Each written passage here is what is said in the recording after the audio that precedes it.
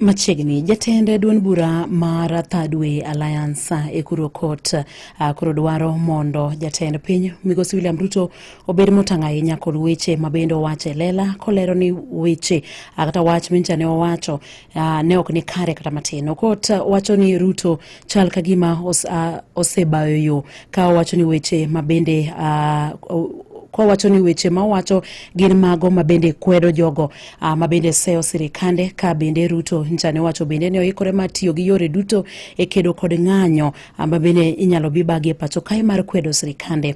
Okot ne oloso mana ndalo achiel to ka jatend piny nyiso obila mondo mi kik neg jong'anyo to ochiel mana tiend jong'anyo madwaro monjo tesendo obila mago mabende dwaro kwalo mwandu jopiny kanyakla kod jogo mabende dwaro ketho gik mopogore opogore e pacho kae. Jatend piny chane oloso yo machalo kamae.